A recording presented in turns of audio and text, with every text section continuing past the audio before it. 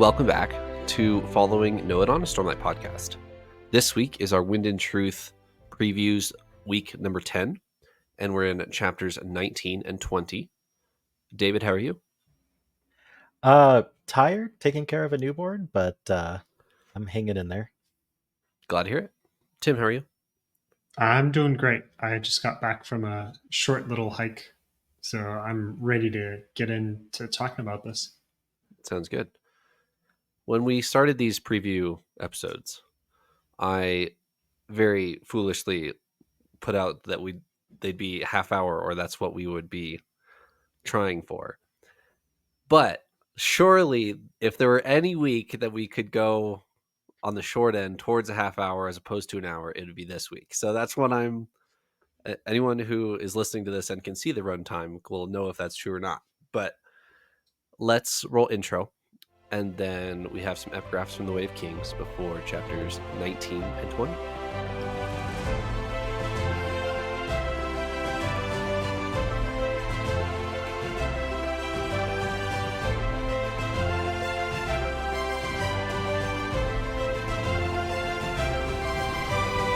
All right, anyone else like to read our epigraphs? Nope, Sure. Go ahead. Go for it, David. No, I can't say I understand them, but I'll read them. A land where the king was a holy man and was concerned with the plight of the farmer beyond the appropriation of taxes. I let them pass with 2 lies. So the rest of our excerpts from the Way of Kings, I felt like made perfect sense, even out of context. Even with the context of he's Noadon presumably has met this other group from a different culture of his. I don't get where these fit in with that story that he's telling. I don't understand. Yeah, I mean, the idea of being concerned with the farmer beyond how much you can tax them, like that's in line with other things we've read in the Way of Kings. Like, he's like, oh, I'll carry the thing, or I don't remember the exact quote, but Yeah, the one like how carrying the can rock. how can you ask someone to do something if you haven't done it yourself? That sort of philosophy. Right. I don't understand the I let them pass with 2 lies, because is he talking about the people telling him the story, or Mm-hmm. Or did he lie? Or did he not correct them and is considering that a lie? I There's lots of wonder options. I wonder if our next epigraph is, I wonder if he's about to lie to them, and that's what he's saying. I let them pass with 2 lies, which are this and this. So I think this will actually be answered by next week. I assume. I hope. all I can think of is those riddles where there's 2 guys in front of doors and Yeah. one tells the truth and one lies. Like, I don't know. Like, you can pass if you tell me 2 lies. Yeah. Yeah. I don't know. We're just going to need more context. Yeah, I don't know if there's too much more we can discuss with these ones. Do you guys have anything? All right. Then straight into chapter 19, which, out of all of the chapters that we've gotten in Wind and Truth, this one seemed the most straightforward. Szeth and Kaladin show up in Shinovar, and I listened to Michael Kramer for this excerpt, and the way he says it's a Szeth point of view, and the way Szeth says the word soil, like it's like the first time you've ever seen the word in Stormlight Archive. Like, it's from Szeth's point of view, is like, and there was soil. Whoa! I just thought that was really funny. the whole chapter, I mean, there's a couple one-liners that we can discuss a little bit further, but basically the whole chapter is Szeth and Kaladin show up, they see dirt, they see a weed, and Kaladin and Syl are like, that's weird. And that's the whole chapter. Yeah, I didn't like, because we already had a chapter like this, right? We already had Risen. Right. Being like, why is the grass dumb? And there was a whole lot of stuff about why is the grass dumb. And now we get Kaladin doing the same thing. So it's like, do we really need all that? there is one thing I did want to talk about, which I didn't put in the notes. So before I forget, um, there's a line from Zeth. So Kaladin was trying to startle the plant, but he didn't actually crush the plant. He stopped before he did so. Right. And Zeth says, "This is a man who pulls back before crushing a weed." And then, as a follow up to that thought, which we assume that this line is related to that thought, "No wonder you broke and gave up the spear, leaving your friends to battle without you. You have grown into a coward then." And I really puzzled on this line for a while because obviously Kaladin took it as an insult. Right. Like you shouldn't insult people like that. And Zeth's just like, "What do you mean? I'm just saying the truth." So I went to thinking about how in Shin culture, the soldier is the lowest of the things you can do, right? Whereas in Alethi culture, being a soldier is one of the highest things you can do. And Kaladin talks about that when he's young, right? He's like, "Yeah, farmers are important, but soldiers are more, are considered more." And so, but Zeth would be speaking Alethi here. So the Alethi may have a word that means essentially a pacifist that would have a neutral or positive connotation, whereas Alethi, sorry, did I say Alethi? You did, but I understand what you're like. Yeah, so the Shin would have a word Yeah. for pacifist that would have positive connotation, and Right. then Alethi would only have a word for pacifist with a negative connotation. Right. And Derogatory. so Yeah. he's trying to speak in Alethi, a concept that would be translated from the Shin language, Hmm. where his thoughts are. So I think Zeth did not intend this to be negative. I think he's just observing, saying, "Oh, you're not a soldier anymore. You've grown beyond that." Right. But Because in the Shin culture, you don't want to be a soldier. he's using the word coward, and Kaladin like took offense at that. Right. Exactly, Yeah. because Zeth wouldn't take the same negative connotation to that word as Kaladin does. Interesting. Interesting. That's my thought about that. It's like a cultural misunderstanding rather than Zeth just outright insulting him to his face and not knowing why that's wrong. Mm-hmm. I think that's part of it. Definitely, that's an interesting thing to consider. I was thinking the cultural end as well, but also abandoning your fellows, no matter what culture you're from. That's a that's a bad thing. He didn't say abandon, though. He said leaving your friends to battle without you. Okay, okay. So he's like, yeah, your friends are still battling, but you're not joining them. The only reason you do that is if you're now pacifist. You don't want to harm. Yeah. And Or maybe you're I'm reading too much into this, but to me, it feels like, that's why Zeth didn't feel like he shouldn't say it. But it's possible that there's the surface level reading is more accurate, of Zeth just um, thinks that speaking the truth can never be insulting. sure. But so yeah, I don't know. I wanted your guys' thoughts on which one you think is more likely. I read it what you just said there of how am I being offensive? I'm just observing, right? I'm just telling you what I see, and I don't think that's offensive.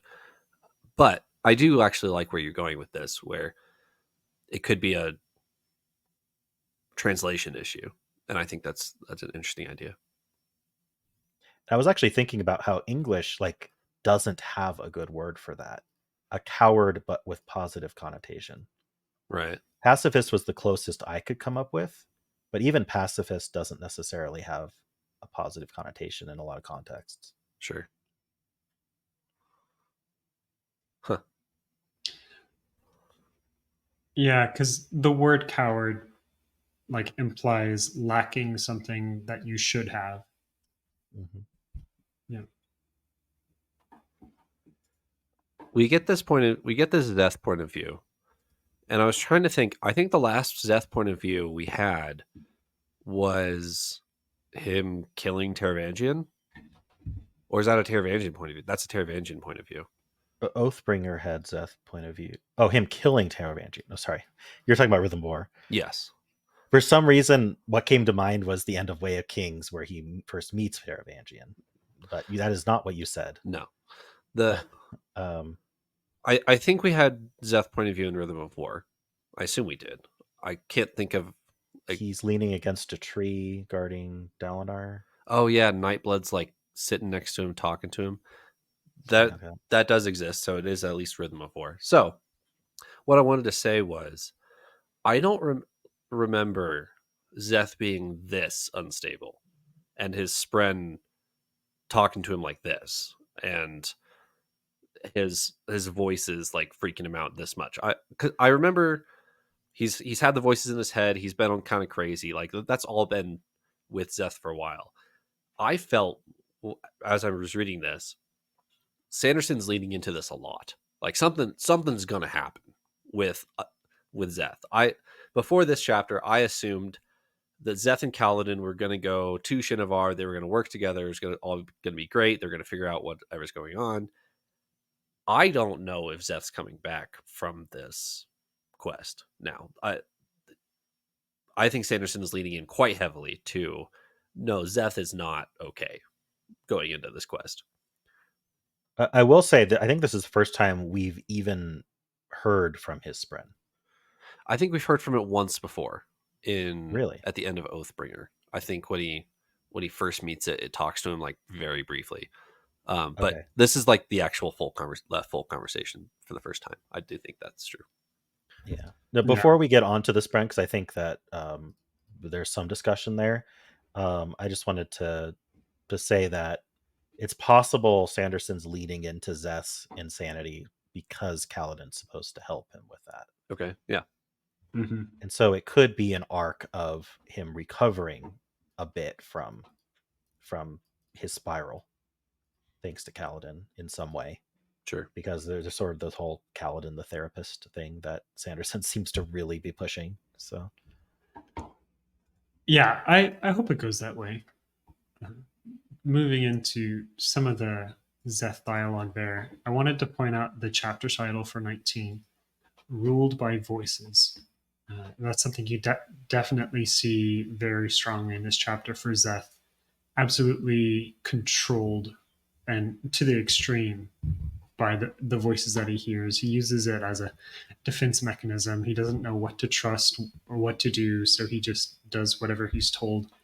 And this spren, honestly, is really taking advantage of him. And we've never seen a spren of honor that is an active antagonist, but I think this spren really is. Yeah. And you can see. Oh, go ahead. But before we get talking directly about the spren, just with Zeth, I felt like this was a backtrack for Zeth. I felt like this was a backtrack for Zeth because in Words of Radiance specifically, you get Zeth's point of view, and the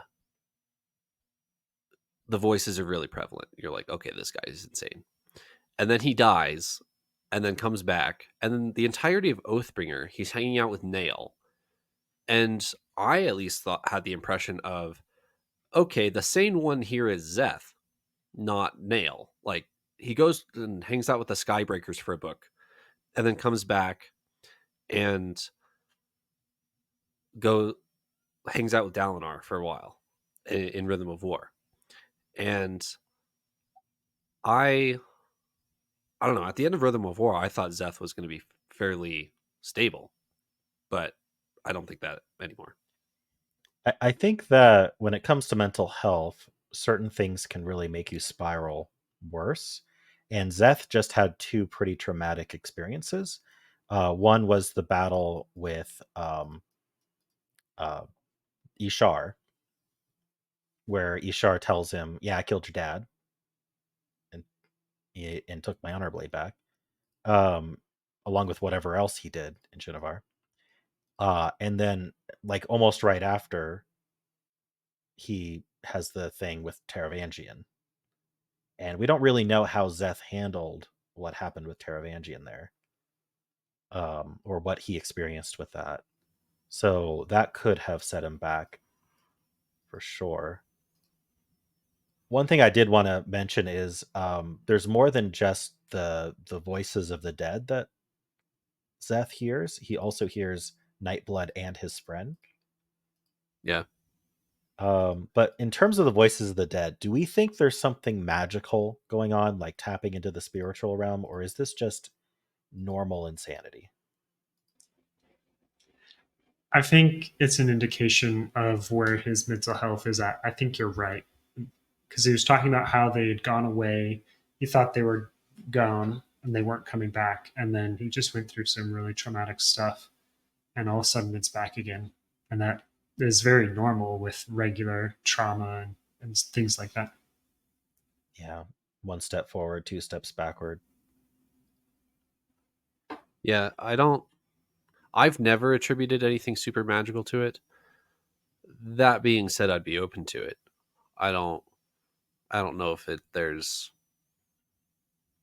don't know what that would look like, but if that did turn out to be something with the spiritual realm going on, that it wouldn't surprise me, and I wouldn't be like taken aback by it. Yeah, this book is very spiritual realm heavy already. Right. I think we're supposed to be learning a lot about it in this book. I'm excited to, but so that's one of the reasons I'm thinking, well, maybe every plot line involves the spiritual realm in some way. I also wonder if that's one of the reasons why Zeth was pushed to book 5 instead of book 3. I wonder if we needed to learn about the cognitive realm first, and before we learned about the spiritual realm, because Zeth might have something to do. Like you're saying, Zeth might be more connected to the spiritual realm stuff than we think. I mean, I always assumed it was because we needed to learn about Dalinar's past in order for the Oathbringer plot to work. Right. Like we wouldn't have understood what happened in part 5 of Oathbringer if we didn't have Dalinar flashbacks, if we had Zeth flashbacks instead. So, but yeah, I mean, maybe that was another like reason, is that we also wouldn't understand Zeth's backstory without the plot of the book 5. So Right.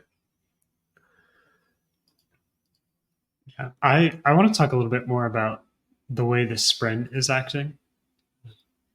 So the way that the Spren is talking to Zeth and really controlling him, trying to get him to suppress his emotions, it's very manipulative, it's very harmful, and honestly, it is abusive. So I'm very curious to learn more about this relationship and are why is the Spren acting this way? Is this normal for what type of Spren are they?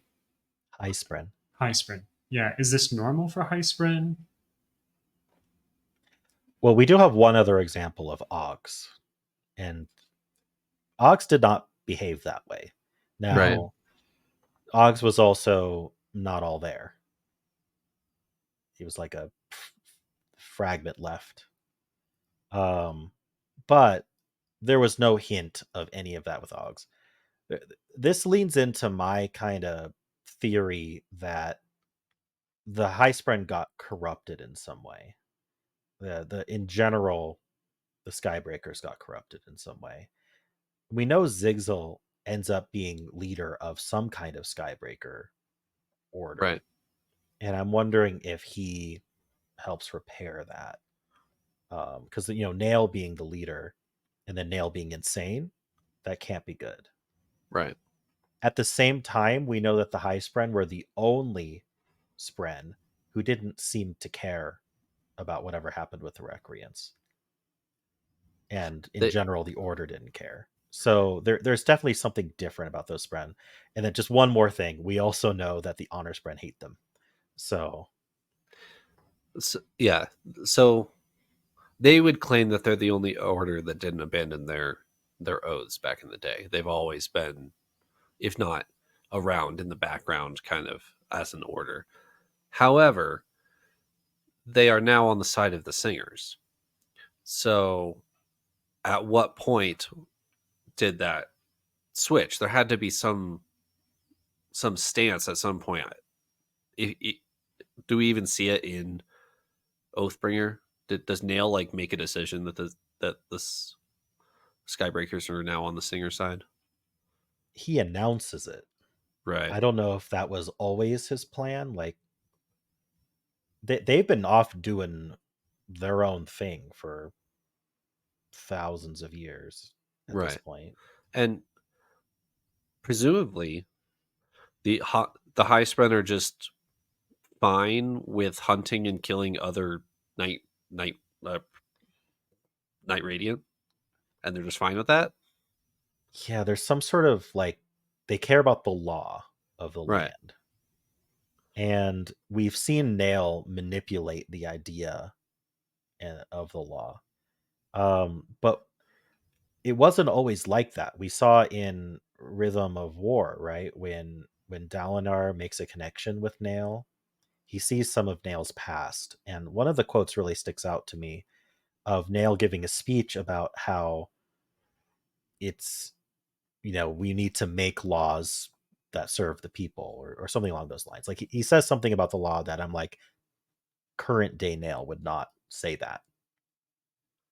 Current day Nail seems to just use the law to do whatever he wants to do. Right. So I don't know. There's some sort of problem with the high spren, I think.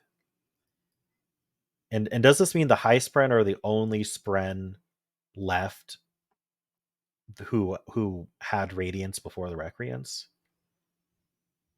Like we were talking about that, I don't know if this was last week or the week before, where Mhm. Syl was one of the only ones. But the high spren never became dead eyes, presumably. And there's always the possibility that there were Spren that had previously been bonded and weren't bonded at the time when they broke their oaths. There's no explanation one way or the other about that. It was a war though, so I think they were bonding as many as they could. Yeah. Anyway, I yeah, I agree. Something's wrong with this Spren. Like he's not good for Zeth for sure. Um, but maybe I mean there is kind of the argument of Zeth's kind of insane here, and he kind of needs a steadying hand to be like, "Hey, don't get that emotional because when you get emotional, things go kind of bad." So I don't know. Maybe it's the Spren trying his best to keep Zeth in line, and maybe he feels that Zeth needs that heavy hand. Sanderson is the king of context, so I think we'll find out more. Mm. it's it's a very lenient way to interpret how this spread is acting. Yeah. Um, I'm just trying to fish out: is this the way High Spren are supposed to act or not? Right. Anything else from the Kaladin Zeth chapter?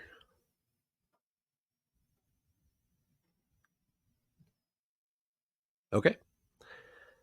Chapter 20, which is 3 times the length of chapter 19, we have a very, very lengthy meeting of the monarchs. And he rolls out what is presumably the battle plot for the next like 3 or 4 days at least. And 3 different places are being assaulted: Thalen, Thalen Island, Aemia?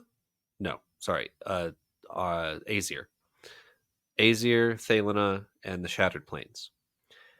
And when everything is said and done, Yasna is going to Thalena, Sigzil is going to the Shattered Plains, and Adolin is going to Azir. Any thoughts on those? I have a couple, but Yeah, I think this chapter is kind of laying out just what plot lines are going to split off here. I'm mostly interested in seeing if we're going to get a bunch more Yasna POVs, because I don't think Yasna's bringing any normal POVs to Thalena, is she? uh, is she bringing anyone with her? Yeah, that's what I'm asking. Yeah. Besides maybe Hoyd. Yeah, would Wit join her? I don't know. Wit seems to. Be a little I don't know preoccupied. what Hoyd's gonna do. Yeah, he's kind Yeah. of preoccupied. I don't know if he would join her. There's a slight possibility of. Oh well, no, never mind. I was going to say Shalon, but no, she has her own thing. Shalon and Yasna do not hang out anymore. Yeah, I That was like, it's a tiny chance. there's not much relationship there. But do we get to see Yasna being a super badass again? That's Probably. kind of the question there. Yeah, The probably. I wanted to talk about Sigil real quick. Mhm. So I'm reading Sunlit Man, and in chapter 32 ish, he has a cryptic line, as he does in that book, with Ox, and he's talking to Rebecca, and Rebecca says that there's some line about gathering a military against the Cinder King, and Sigil has a line that says, "I've been an abandoned soldier before. I know what it's like to be abandoned on the battlefield." And I read that chapter literally back to back from this chapter, and I was like, "Okay, hold up. Are we going to lose the Shattered Plains? Is if there was anyone who is at danger of being cut off from the coalition out of these three, I would think it might actually be the Shattered Plains." So we were talking not too long ago about how it didn't seem like Odium was the big bad of this book, and instead it might be Bada Mishram. Right. Are we still feeling that way? Or is there the potential that all of these battles lose? That there is potential that all three of them lose. That nothing inherently there's nothing inherent to the coalition that all three of these have to stand. But I think if one is most likely to stand, it's probably Thelena. Because like we've said before on the podcast here, we've already been there and done that. Right? We already had the Battle of Thalen Field. And they talk about that in this chapter. They're like, we've already fought there. Why is he going for this? And then they talk about the owning the seas, moving forward, blah, blah, blah. But if one of these is a feint, I think it's actually going to be Thelena, and we're sending Yasna, our best Radiant, to the feint, and the Shattered Plains and AZ are to fall. That would be my prediction.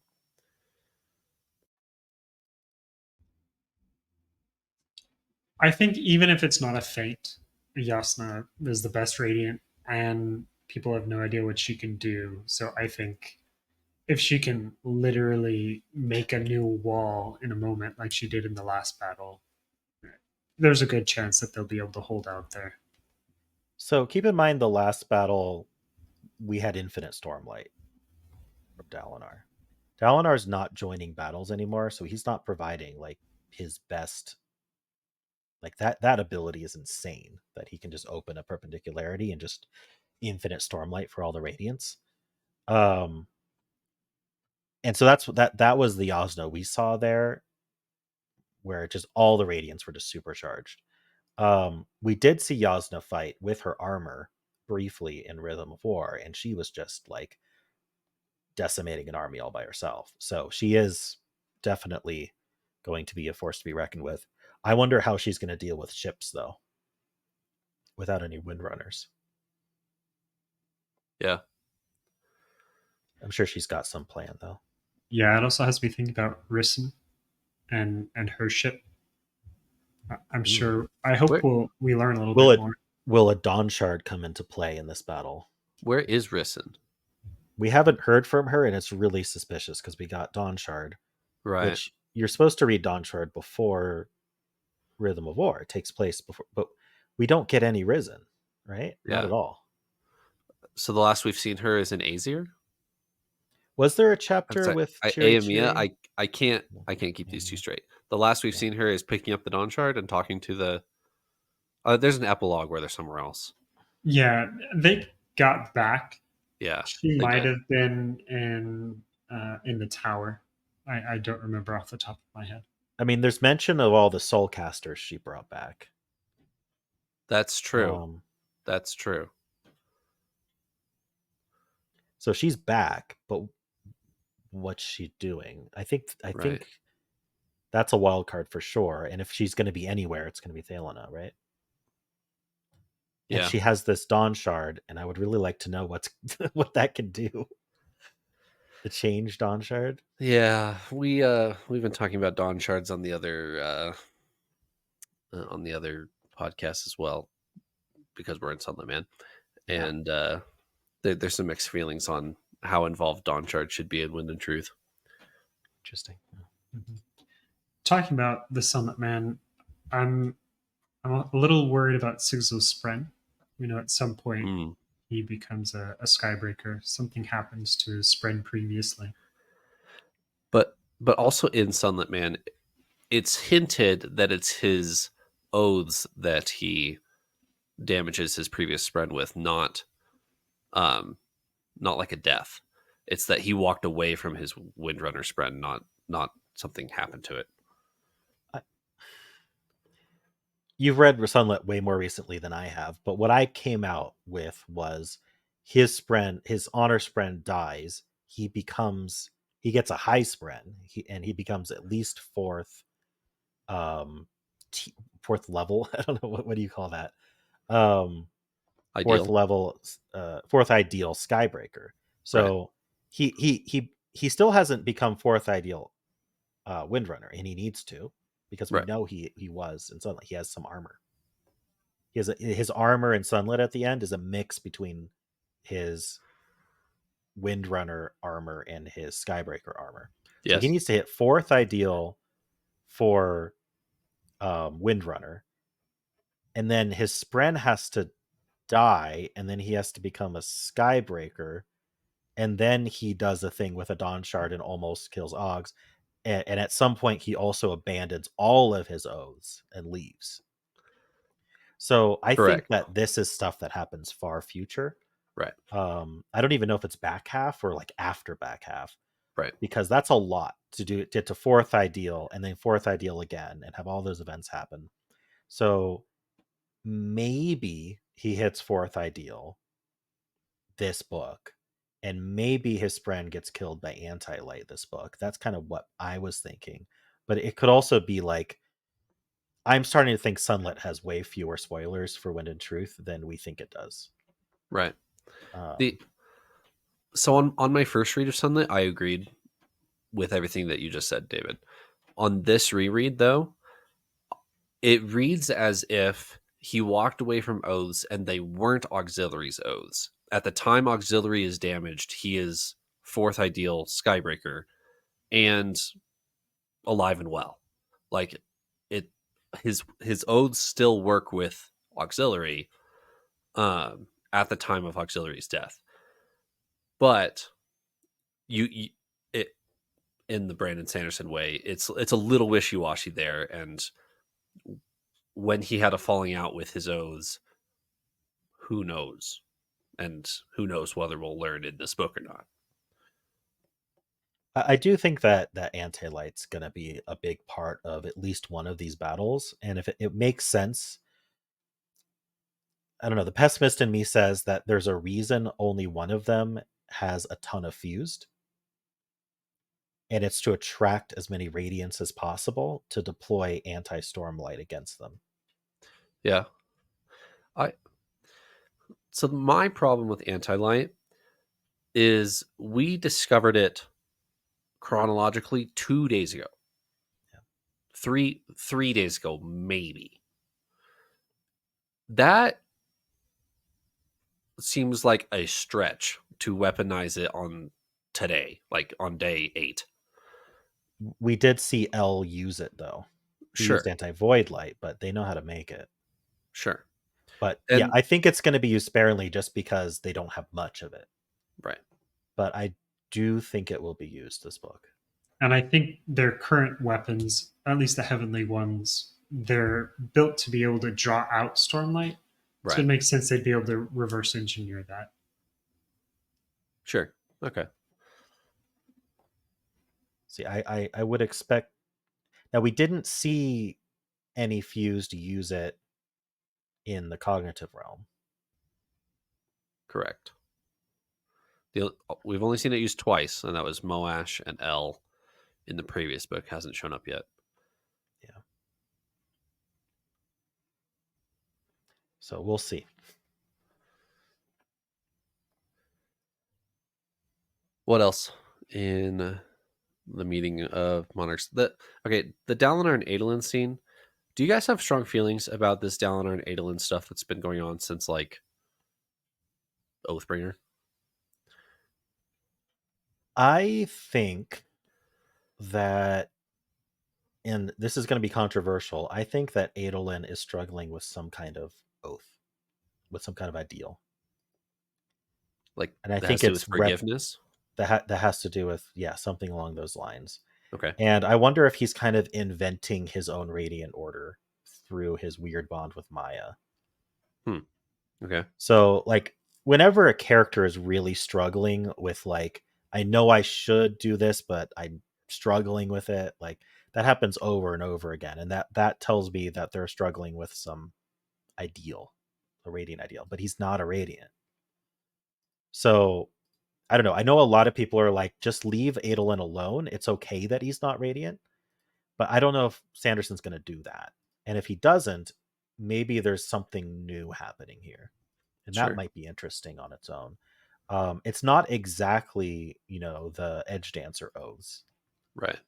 of remembering, but maybe there's something going on there. That's the only reason I can think of to like really draw out Adolin forgiving his father. Um, I also think maybe Dalinar is just a bad dad. Um, and I think that this plays into him ignoring Gavinor enough for Gavinor to become Odium's champion. Okay.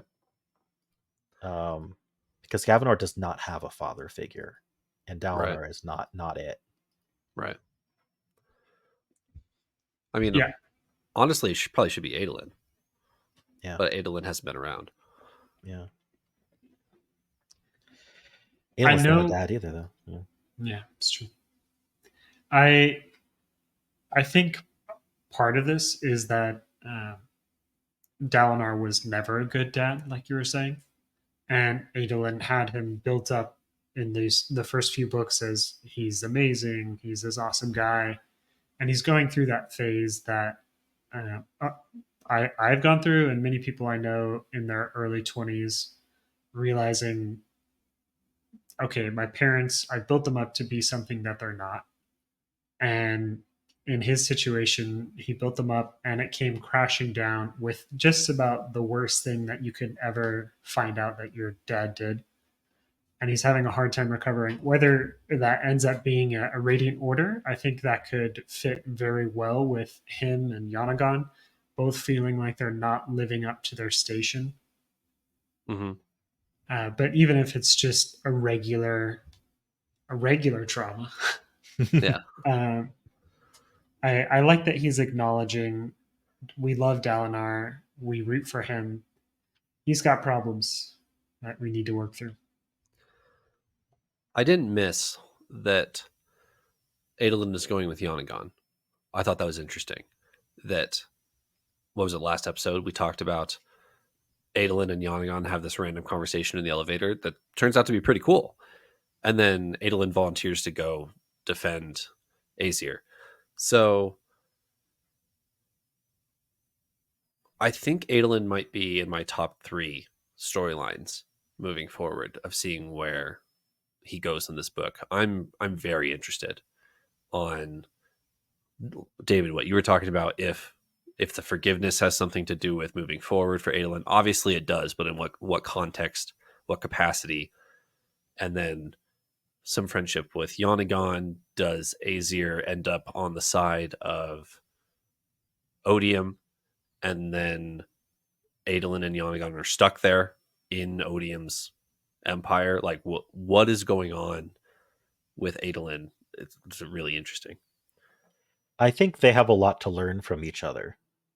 If we remember, we had of course you remember, I think it was last week. I'm getting chapters mixed up. I think it was last week we had Adolin's POV in the meeting of kings, Yes. and he is surprised at Yonaghan defending Dalinar. Right. Yonaghan has really grown and matured quite a bit. And I think Adolin even thinks maybe I should have matured too. So putting them together, like this is really setting it up to be like Yonaghan will help Adolin and Adolin will help Yonaghan. And so that's a pairing that I never expected, but I think it'll be interesting. And not that I think this will happen, but I could see Adolin City or Yonaghan City that Adolin is in falling, and then Adolin somehow being manipulated into being Odium's champion. I could see that. I don't think that will happen, but it's with what we have so far of, Adolin really seething at Dalinar, going back to the tower as his champion. I could see that happening. I don't think it will though. Yeah, I mean, it could be a setup to be like, let's justify why Adolin would fight his father. Right. I don't like it personally. I think it falls flat because it's not just fighting his father, it's also fighting everyone, letting them Yes. There's kind down. of that classic grooming where the evil entity grooms, the someone to switch sides, right? And to be like, oh, our side is actually the good side, and here's why, right? Star Wars-esque. Right. Um, Well, and that's what, I mean, not exactly that, but that's what Odium tried to do in Oathbringer. He's been trying to groom Dalinar for years. Dalinar flips on him. Odium retreats, tries again with Adolin, maybe? I don't know. I mean, I could Odium see has it. Odium has successfully groomed many. Right. All of the fused. Basically all the singers. Because originally Odium came with the humans. So early on, he gets all the singers on his side, even though the humans abandoned him. And then also he did it to Moash. He almost did it to Kaladin too. So I don't know. It seems to just be his thing. The way he talked to Dalinar over and over again of being like, look, I'm a kind guy, right? I care about passion, not hatred, Yeah.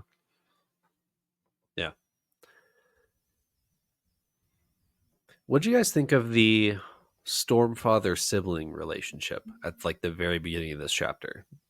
The Stormfather, the sibling, Dalinar, and Navani have a four-way conversation. And this is the first time we've ever seen this. And both of them are talking to both Dalinar and Navani. I thought that was very odd that we haven't. I mean, I guess this would have been one of the first times we got to see this, but the sibling and the Stormfather relationship seemed like estranged siblings, like they haven't talked in a while. I don't know if that's true, but that's how it came off to me. Well, we do know the sibling has been pretending to be dead for a while. Fair enough. Yeah, I didn't really care too much about the mechanics of that because Spren can kind of choose who hears them. And Stormfather has talked to people before, like he talked to Kaladin. What did stand out to me is this quote from the sibling. I miss how the Stormfather used to be. He was so much happier before, not so angry all the time. And this kind of leads into all the theories about the Stormfather is different now. And maybe that's what we were supposed to get out of the prologue. Is that the Stormfather is different. Not that it wasn't the Stormfather in the prologue, but just that, the Stormfather is not who we think he is. And we got the thing from cultivation that there's the latent power of honor.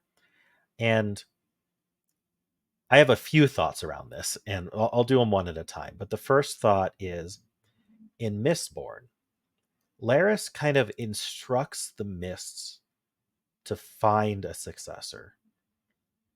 But he had a specific successor in mind, which was Vin. And so that worked out pretty well. The Mists were constantly trying to just ascend Vin, and Vin had the earring, which prevented that. What if kind of the latent power of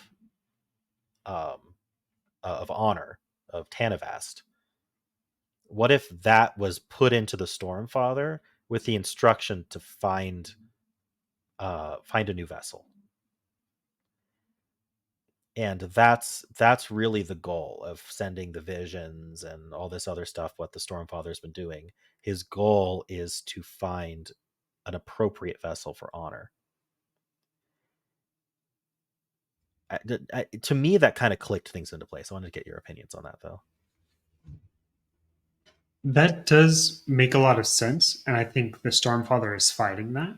And we can see in his words, he doesn't want Dalinar to know more about his whole situation. So if it is that, either he's trying to hold on to the power or he doesn't trust. It makes sense more that he just doesn't trust a mortal to be able to make wise decisions.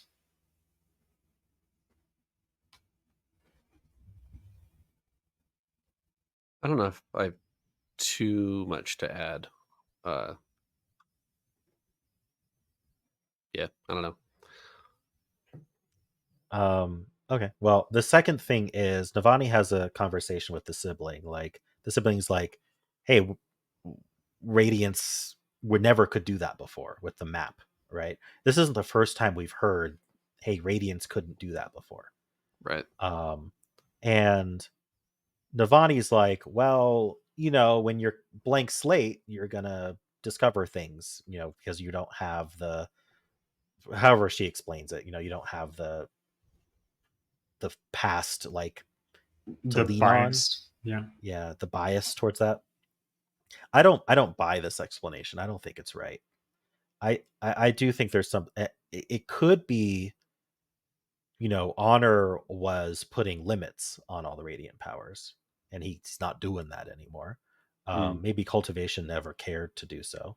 It seems like putting limits on powers is more of a contract thing than a cultivation thing, a growth thing. So maybe because there's only cultivation's influence now and not honors, that the radiant powers are growing in certain ways. That feels like a better explanation to me, but I wonder if there's even more going on there. Do you buy Navani's explanation or not? I'm with you. And I have a question. Would you then assume that it would revert if someone were to hold honor again? Would they then bind it again? I would think that would be up to the vessel. Right. But I think, so is it naturally that the power of honor wants to limit the radiant powers, or is this more like Tanavast decided that would be a good idea and it was irrelevant to the power? So presumably the radiant powers predate honor and having to do with honor, because they had them with odium, right? They had void binding with odium. Okay. It wasn't like, The humans had void binding with odium? Is that yeah, okay? they used void binding to destroy Ashen. Right. So then is that why honor is limiting it, or was, and it no longer is? Yeah, I mean, honor probably doesn't want Roshar destroyed. Right. So I think that makes a lot of sense to me, to be like, hey, let's limit what humans can do here.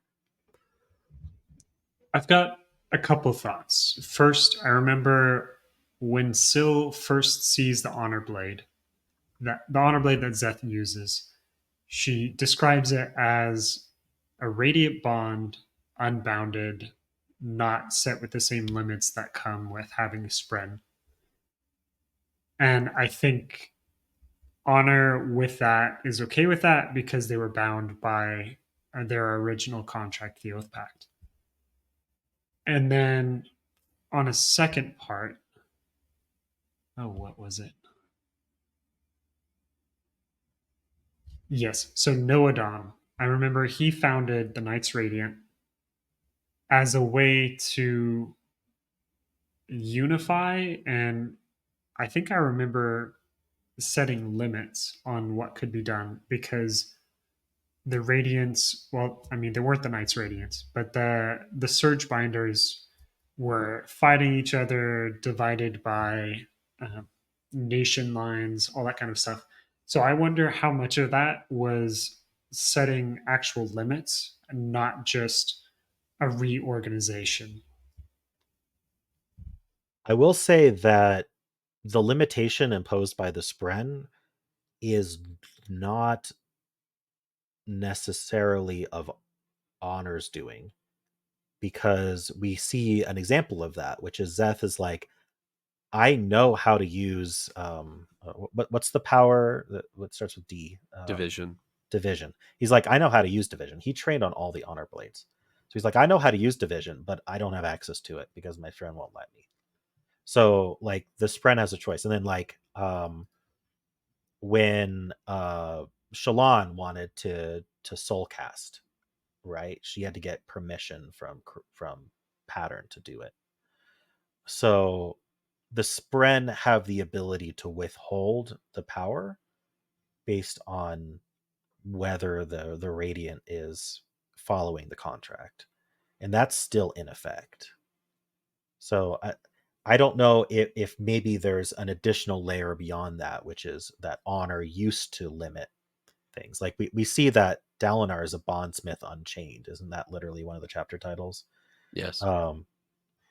Dalinar is doing all sorts of things that he shouldn't be able to do. So something like Honor would be like, hey, let's limit what the bondsmiths can do. Let's limit what all the orders can do to a certain degree to prevent disasters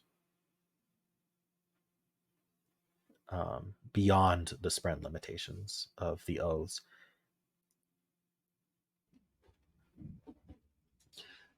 I've got one more point I'd like to move on to if we're done with this discussion. Yeah, what you said was interesting about Noadon, because yeah, I think that's accurate that Noadon introduced the sort of structure of saying oaths to gain the powers, and you have to follow the oaths. I always felt like that was of the Spren too. So I wonder how Noadon did that. Was he a bondsmith? Was he able to adjust how things worked? I don't know. I just had this random thought. Like, is Noadon still around? Like, It was That did would he be ascend? amazing. Like, it was tossed around on when we were opening Sunlit that Noadon was the Sunlit Man before we figured out it was Stigzil. yeah. Like, is he a cognitive shadow? Did he did he ascend in some way in order to adjust how the magic worked? Like, we know Ishar created the Oath Pact, but the Heralds had nothing to do with the forming of the Radiance. So there's a hole missing there, and I don't quite understand it. If I'm not mistaken, Noadon doesn't found the Knights Radiant. The Knights Radiant are founded off of Noadon's writings. Yeah, but like the vision with Noadon, the first one that Dalinar has, which I think is a true vision from the past, as opposed to the weird one where they're shopping in the marketplace. In that one, he's talking about surge binders still. So yeah, I think if we delved deeper into like random lines in the text, we might be able to figure out more. But I think this is one of the things we're going to learn as Dalinar explores the past through the spiritual realm. I think this is going to be an excuse to get certain flashbacks to explain certain things, because I really want to know. I have no idea what's going on. I Yeah, I like agree. that. I like that. I'm a lore nerd like you guys, so I like learning Yeah. more.